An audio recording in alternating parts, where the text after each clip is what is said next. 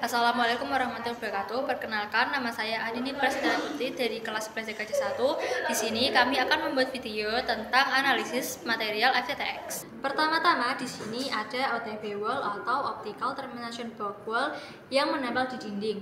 OTB ini berfungsi sebagai tempat untuk menghubungkan kabel fiber optik dengan jaringan optik.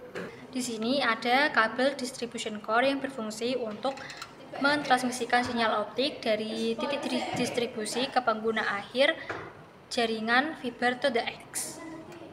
Lalu di sini ada adapter yang berfungsi untuk menyambungkan kabel fiber optik dengan perangkat lain.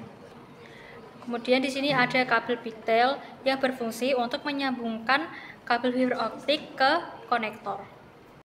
Di sini ada tray splicing yang berfungsi sebagai tempat.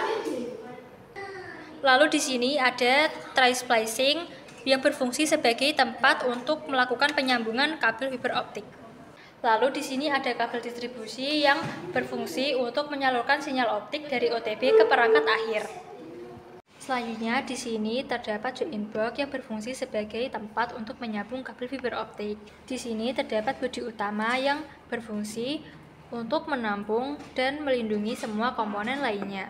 Lalu di sini ada tray splicing yang berfungsi untuk melindungi sambungan fiber optik dalam join box.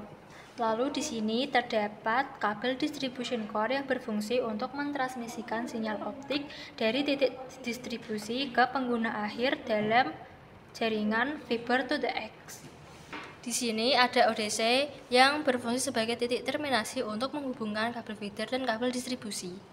Lalu di sini ada kabel pigtail yang berfungsi untuk menghubungkan splitter dengan perangkat lain. Di sini ada space splitter yang berfungsi untuk membagi sinyal cahaya dari satu serat ke serat optik lain. Lalu di sini ada adapter yang berfungsi sebagai penghubung kabel fiber optik yang ada di ODC.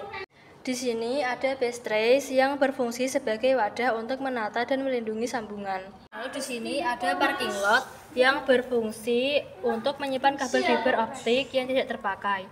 Lalu di sini ada kaset untuk menyimpan splitter yang membantu dalam pengaturan dan penyimpanan splitter dalam box ODC. Lalu selanjutnya di sini ada ODP yang berfungsi sebagai tempat untuk mentransmisikan kabel dan menghubungkan kabel distribution dengan kabel drop core ke pengguna. Lalu di sini ada adapter yang berfungsi untuk menyesuaikan jenis konektor yang berbeda. Lalu di sini ada kabel pigtail yang berfungsi untuk menghubungkan kabel ke perangkat. Lalu di sini ada tray splicing yang berfungsi untuk menampung sambungan fiber optik yang dilakukan dengan teknik splicing.